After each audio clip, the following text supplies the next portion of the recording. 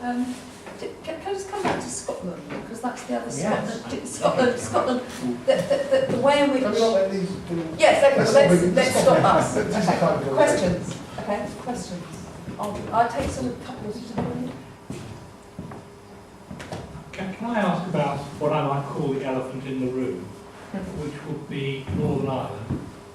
And one interesting thing about that is I have the impression that there, this very flexible constitution which we have, which I personally have no problem with, is more of an issue because people in Northern Ireland are much more prone to say what's the rules. Anybody else? Just to keep it going.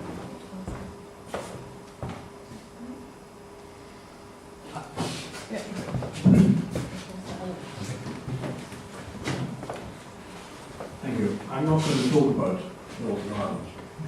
And I have to say that I am much more in sympathy with Ian than I am with Peter. I think it's 30 years since Peter and I, our paths crossed, because his wife, not for this reason only, but his wife used to work as a colleague of mine when I worked for the government, Peter McGregor. Oh, yes, yes. I've also changed. Then what? Not current. And it's not just because I'm Scots. And I never think of myself now as being British, because I don't know what it means. If people ask me what my nationality is, I say I'm Scottish, I have a United Kingdom passport, and I'm a European. And I think that defines me very well. There was something on, and the optimism I can't follow. There was something on television which was called Young, Black and Alienated. And I have to tell you, I am elderly, white and completely alienated. And I've lived too close to the way this country is run. And I have operated at all kinds of levels, including heavy industry. And I have watched this country just deteriorate. Stupid decisions, improperly carried out. And I can't see how it's going to improve. The best thing that would happen to this country would be totally absorbed in a European Union in which we don't have our own say.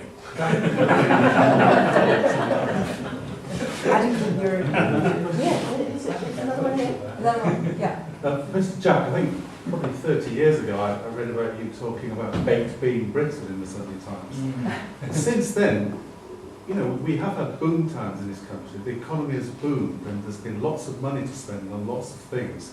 And arguably both parties do kind of, there is a sort of consensus with both parties that we put money into health and education and so on.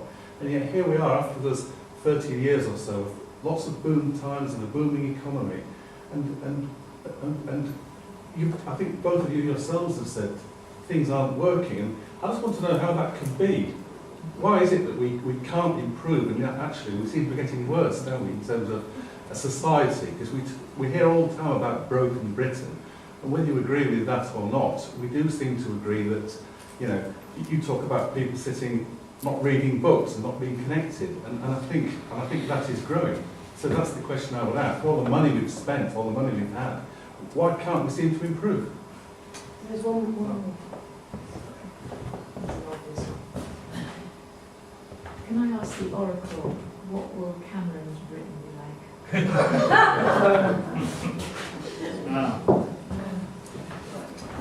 Right. Well, I'll start by making a personal admission, which you probably gathered anyway from what I said. You know, objective scientific opinion in these things is very hard to come by, and I suppose, like a lot of journalists or writers, I tend to the melancholy disposition. So, and even when I'm not being melancholy, which is not all the time, I suppose that like a lot of, you know, journalists or reporters or again writers, I tend to look for things that are flawed. And this is true in cheap and bad newspapers and in expensive and good newspapers. It's true in the FT as well as true in, say, the Star. So that would be my own form of government health warning on anything I write or think. But I kind of allow for that in myself, and I hope I do anyway. And try not to be shooting myself in the temple. Why can't we improve? Well, I suppose, I think Peter's right. In many ways we have improved. We're certainly much richer than we used to be. I am much richer.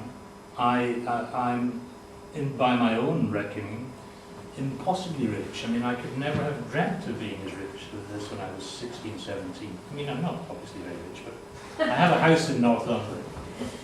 And my kids go to a state school and go to university, and that's terribly good. But there is, and it's not just a kind of religious impulse, the kind of what is life all about impulse. There is a kind of, I can't, it seems to me true that there's a great worry that things in this country are not arranged as they might be. And some of this is nostalgia, perhaps on my part. Some of it's looking at other countries like France or Denmark and not seeing the faults that exist in those societies too. But I think it's mainly because in the last, I would say since about 1982 really, or certainly the mid-80s, Britain has pursued a kind of willful and I would say quite stupid policy of thinking that it could earn its living through financial capitalism, which has proved not to be the case. And as a reporter, I used to go to places, still go to places like Newcastle, Glasgow, wherever. And in the between 2000 and 2006, you used to ask people, where does all this money come from? Why are there so many wine bars? Why are there so many five-star restaurants? Why are people having such a good time? What are they doing to earn this money? And of course, they weren't doing anything particular. They were borrowing lots and lots of money.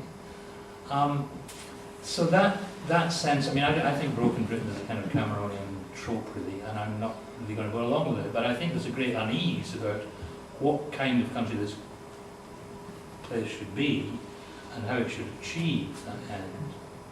Should it be fairer, more equitable? All those questions still seem to be here. I mean, we're still in a very divided society. I'm sitting in a university which I think accepts its student intake 53.8% come from state schools, which is a tiny amount. Compared to the number from private schools, it's a tiny thing, small thing. So those are some reasons for unease. But I think also you should beware of Scottish melancholics, like possibly my friend Steve.